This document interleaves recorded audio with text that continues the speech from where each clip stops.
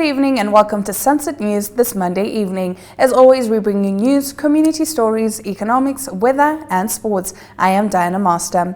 In the news tonight, Police Deputy Commissioner Kauna Shikwambi says that approximately 300 tons of cannabis seized by police was nothing new. Police report that they seized 308,004.7 kilograms of cannabis between December 1st and December 31st. This equates to an average daily seizure of around 10 tons of cannabis. If all 126 suspects arrested for drug offences were in possession of cannabis, each of them would have had an average of just over 2,444 kilograms of cannabis. According to the Abuse of Addictive Substances and Rehabilitation Centres Act 1971, possession of more than 115 grams of cannabis requires intent to traffic. Deputy Commissioner Shikwambi described the sheer volume of seized drugs as a never-ending source of concern. Police calculated the total cannabis seized in December at 308,004.7 kilograms by adding up all the amounts confiscated across regions.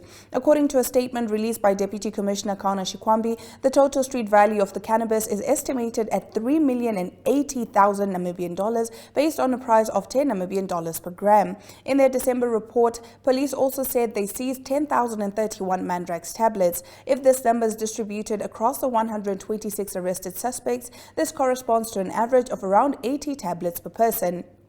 On average, the police confiscated 323 tablets per day. As for the 8,859 grams of powder cocaine reported by police, if distributed equally, each of the 126 suspects would have been in possession of just over 70 grams. This means an average daily seizure of just over 285 grams of cocaine. Police also reported that 307 units of crack were seized in December, an average of just under 10 units of crack per day. Suspects in total, police arrested 126 suspects in connection with the drugs. These included 118 Namibians, 4 Angolans, 1 South African, 2 Zambians and 1 Tanzanian.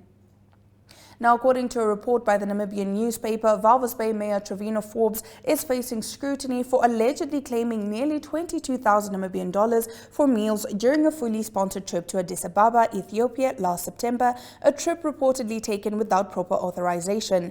The newspaper reports that Forbes, who also serves as the deputy president of the Independent Patriots for Change, traveled to attend the African Urban Forum from the 4th to the 6th of September.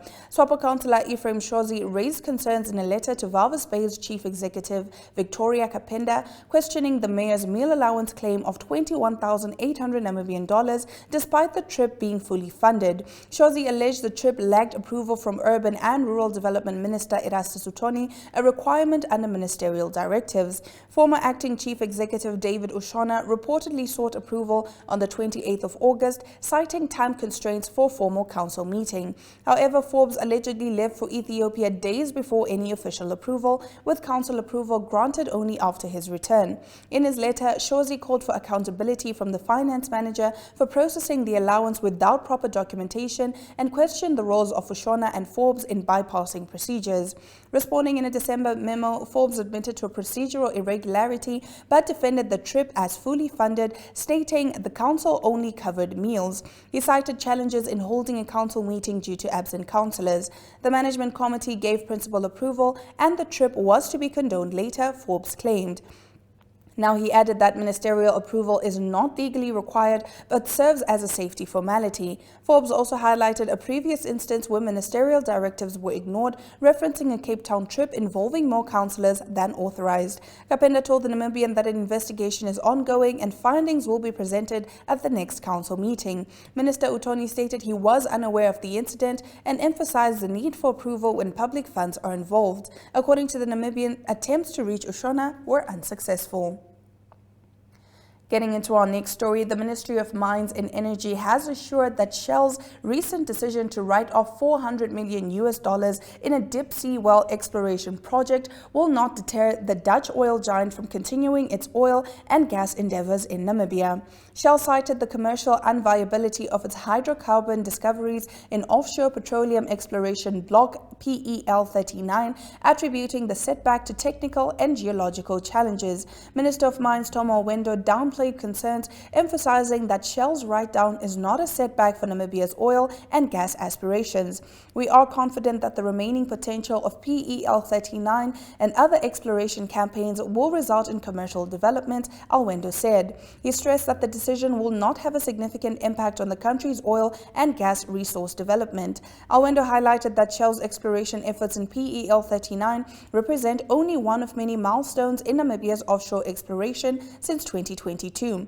Now, despite the challenges, Shell, along with its partners Qatar Energy and NAMCOR, will continue exploring commercial opportunities in PEL-39. The discoveries were deemed commercially unviable due to subsurface complexities, but exploration will continue, he noted. Since the initial discovery at the Graph 1X well in 2022, Shell has drilled 8 wells in PEL-39 with hydrocarbons found in multiple locations. The offshore area, located 250 kilometers off Namibia's coast, spans over 12,000 square kilometers. Alwendo remains optimistic, citing technological advancements and further geological studies that could unlock the full potential of the reserves. The collective discoveries from the 9 wells drilled are significant, and the government remains committed to advancing these opportunities, he said, reinforcing Namibia's long-term commitment to becoming an oil producer. Now, SWAPO Secretary General Sophia Shaningwa has raised concerns about the Landless People's Movement (LPM) handling of the National Assembly election results case, calling it a conundrum after the party cited itself as both the applicant and the respondent. In her response to the Electoral Tribunal, Shaningwa clarified that there was nothing unusual about Attorney General Festus Mbandeka advising the Electoral Commission of Namibia (ECN) despite the ECN's independence. Shaningwa pointed out that the real issue was the LPM's conflicting role in the case, which also includes filing an application to join the case of the Independent Patriots for Change. This move, she argues, makes the Attorney General both the 4th and 27th respondent. She emphasized that under the law, LPM could not join the IPC case unless it filed a notice for an extension of time, effectively barring the party from participating. Furthermore, Shaningwa criticized the LPM for filing its application late after SWAPO President Nangolo Mbumba and the Electoral Tribunal had already submitted their responses. This, she claimed, created a procedural conundrum never before seen in court. She also highlighted that LPM's pleadings lacked substance, with inconsistent demands adding to the confusion. Additionally, Shaningwa flagged the LPM's request for counter-responses to be filed at 3 p.m. on January 15th of 2025, when the Electoral Tribunal is set to hear the matter at 10 a.m. on the same day. She questioned the legitimacy of the process, suggesting that the timing indicated an attempt to sabotage the elections. There's something fishy about this, and it seems those involved have no intention to conduct a fair process, Shaningwa was quoted as saying. And now, closing off our top stories, in the ongoing bail hearing of Wenzel Masdorp, who stands accused of murdering his girlfriend Delia Weymouth Masdorp, disturbing details about his character and actions have emerged. Witnesses describe him as a homeless drifter with no stable job and a history of violence. Evidence presented in court also revealed that Wenzel pawned Delia's television and iPhone for 2,000 Namibian dollars, along with cocaine worth 3,000 Namibian dollars. The investigating officer argued strongly against granting bail, highlighting the alarming number of women killed by their partners when attempting to leave. He stressed that a person who can treat another human being's life so recklessly is a serious threat to society. This sentiment was echoed by Ramon Masdorp, Wenzel's cousin and Delia's ex-husband. Ramon called Wenzel a confessed murderer and warned that his release could send a dangerous message, especially to the children involved. Ramon described Wenzel as a violent, manipulative individual who even impersonated Delia in messages, further showing his ruthlessness. Delia had expressed increasing concern for her safety in the days leading up to her death. She stopped answering Wenzel's calls and sent strange messages asking for money, even suggesting she was being threatened. Despite his warnings, Delia allowed Wenzel to stay in her guest room, concerned for his well-being. Court documents revealed that Delia had confided in her ex-husband about Wenzel's erratic behavior, including accusations of drug use and theft. She also shared that Wenzel had attempted suicide and that she had visited him at the hospital. Wenzel is also accused of stealing household items and personal belongings, including AirPods, clothes, and shoes to fuel his addiction. The bail hearing is set to continue, with Masdorp remaining in custody. And that brings us to the end of our top stories. After the break, we bring you our Community Talk segment.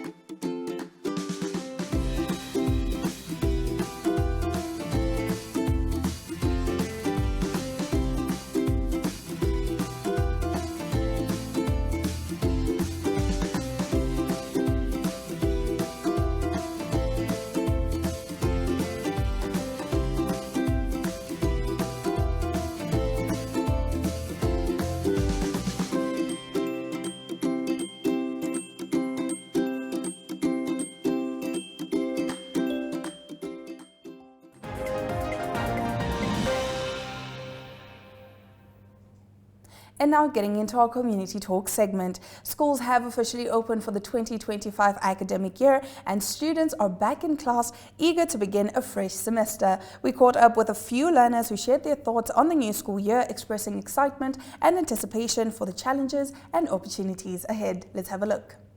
Hi guys, my name is Ladisha Satme and I'm in grade 10. I'm so excited to be back at school.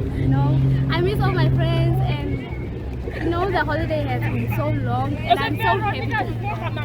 And my goals for this year, I'm just hoping that I get to graduate by passing with A's, I'm so excited, I'm happy to see my friends. Okay, go ahead, listen, before I let you go, word of the day.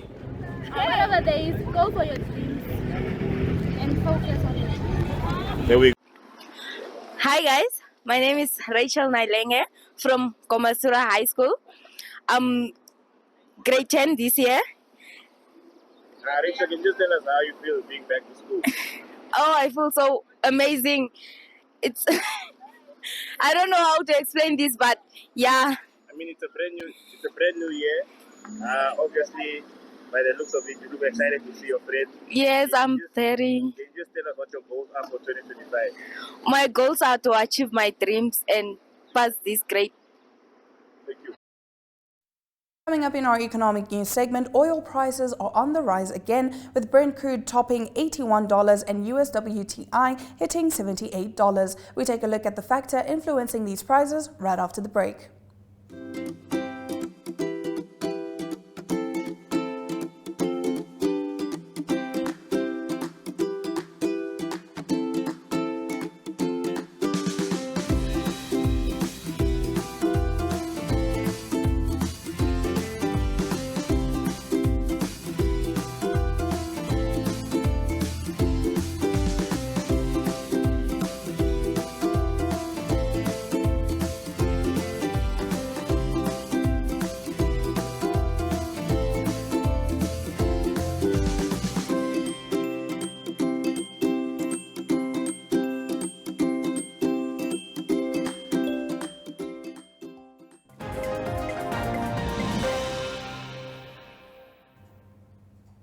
And now for our economic news. Oil prices climbed up for the third straight session on Monday, with Brent crude surpassing $81 per barrel for the first time in over 4 months. U.S. West Texas Intermediate WTI also saw a significant rise, crossing $78 per barrel as traders reacted to expanded U.S. sanctions targeting Russian oil exports. By early morning trading, Brent crude stood at $81.23 per barrel, marking a 1.84 increase, while WTI rose by 2.02% to $78.12.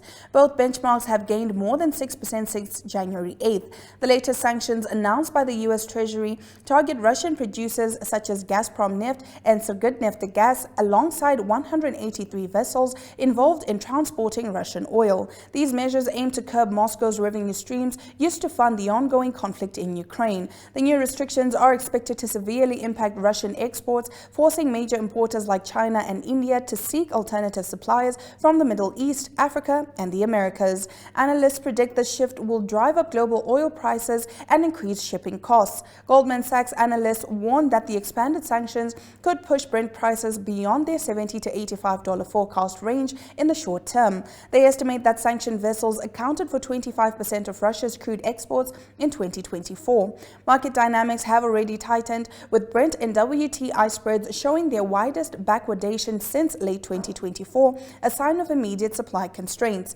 RBC Capital Markets noted that doubling the number of sanctioned tankers could significantly disrupt crude logistics, particularly for shipments to India and China. Some sanctioned ships previously transported oil from Iran itself under Western sanctions. Despite the pressure, JP Morgan analysts suggest Russia may adapt by sourcing non-sanctioned tankers or offering discounted crude below $60 per barrel to comply with Western price caps and maintain insurance coverage. Now let's take a look at the economic indicators. The Namibian dollar trades at 22.92 to the British pound, 19.09 against the euro, 18.09 against the US dollar, and 2 Namibian dollars and 50 cents buys you 1 Chinese yuan. All commodities are up, save for copper, which took a dip of 0.41%, now trading at $4.26 per pound. Stick around. Right after this, we'll be bringing you international news.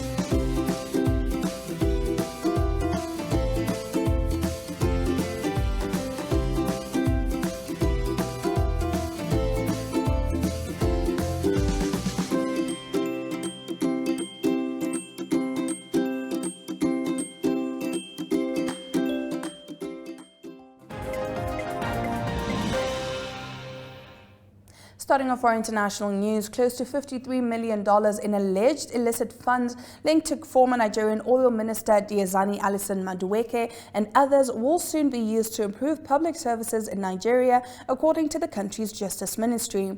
The funds returned from the United States were reportedly acquired through corrupt dealings during her tenure as Nigeria's petroleum minister from 2010 to 2015. U.S. authorities claim Alison Madueke, alongside her associates, awarded oil contracts in exchange for bribes, using the proceeds to buy luxury assets, including a 65-meter superyacht and high-end properties in California and New York. Alison Madueke has consistently denied any wrongdoing. Attorney General and Minister of Justice Lateef Fagbemi announced during a formal signing ceremony in Abuja that $50 million will be allocated through the World Bank to support rural electrification, while $2.88 million will strengthen Nigeria's justice system and bolster anti-corruption measures. U.S. Ambassador Richard Mills stressed the importance of accountability, urging Nigerian authorities to ensure the transparent and effective use of the repatriated funds to benefit citizens. This marks the first repatriation to Nigeria of funds linked to Alison Madueke from outside the country. However, it follows previous efforts, including the return of $20.6 million in assets linked to former Nigerian military leader General Sani Abacha in 2022 and a $311.8 million transfer in 2018. Alison Madueke, who was also the first female president of OPEC and a key figure in former President Goodluck Jonathan's administration, faces ongoing bribery allegations in the UK involving luxury goods, school fee payments, and cash transactions. Weather forecasters in California are warning fierce winds which fuel the infernos around Los Angeles are expected to pick up again this week as fire crews on the ground race to make progress controlling 3 wildfires. Officials warned that after a weekend of relatively calm winds, the notoriously dry Santa Ana winds would pick up again from Sunday night until Wednesday, reaching speeds of up to 60 miles per hour or 96 kilometers per hour. Ahead of the wind's uptick, some progress has been made in stopping the spread of the deadly Palisades and Eaton fires, which are burning on opposite ends of the city. Local firefighters are being assisted by crews from 8 other states, as well as Canada and Mexico, who continue to arrive. The LA County Medical Examiner updated the death toll on Sunday to 24, while officials said earlier at least another 16 remain missing. 16 of the dead were found in the Eaton fire zone, while 8 were found in the Palisades area. 3 conflagrations continue to burn around Los Angeles. The largest fire is the Palisades, which has now burned through more than 23,000 acres and is 13% contained. The Eaton fire is the second biggest and has burned through more than 14,000 acres. It is 27% contained. The Hearst fire has grown to 799 acres and has been almost fully contained. The wildfires are on track to be among the costliest in U.S. history. On Sunday, private forecaster AccuWeather increased its preliminary estimate of financial losses from the blazes to between $250 and $275 billion. Closing off our international news segment, South Korea's embattled President Yoon Suk-yeol, currently suspended following his impeachment for briefly declaring martial law, is set to receive a 3% pay increase, bringing his annual salary to 262.6 million won or $179,000. The raise follows standard government guidelines for officials, despite Yoon's suspension and mounting allegations of insurrection and abuse of power. Yoon remains in office pending a constitutional court ruling on his impeachment, punishment which stemmed from his martial law declaration last year. He claimed the move was necessary to combat anti-state forces and threats from North Korea, though critics argue it was driven by internal political struggles.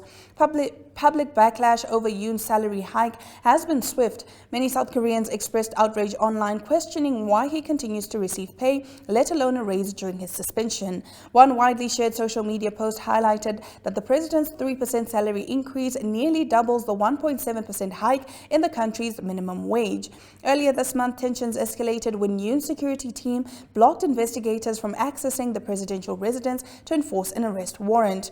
Though that warrant expired, a court has since extended it, and investigators are preparing another attempt to detain Yoon, warning that obstruction by security or lawmakers will result in arrests. Authorities vow to ensure any arrest effort avoids casualties or bloodshed. Meanwhile, Yoon's legal team decried the arrest attempt as a betrayal of the public, insisting the warrant was unlawful and calling for transparency by requesting officers not wear masks during the operation. The controversy has fueled large-scale protests in Seoul, where demonstrators are divided between demanding Yoon's arrest and supporting his claim that martial law was necessary to protect South Korea's democracy. Adding to the political chaos, acting President Han Duck-soo, who assumed duties after Yoon's suspension but was later impeached himself, will also receive a 3% salary increase to 204 million won or $138,000. Now let's take a look at the weather predictions. Katiba Mulilo can expect some showers, with maximum temperatures expected to hit 28 degrees Celsius and minimum temperatures to hit 20 degrees Celsius. Here in Windhoek, bright and sunny skies, maximum temperatures of 32 degrees Celsius. Taking a look at the coast, they can expect some partly cloudy weather and maximum temperatures of 18 degrees Celsius and minimum temperatures of 16 degrees Celsius. In Ariamsvlei, again, it's bright and sunny. Minimum temperatures will be around 19 degrees Celsius and maximum temperatures will be expected around 33 degrees Celsius.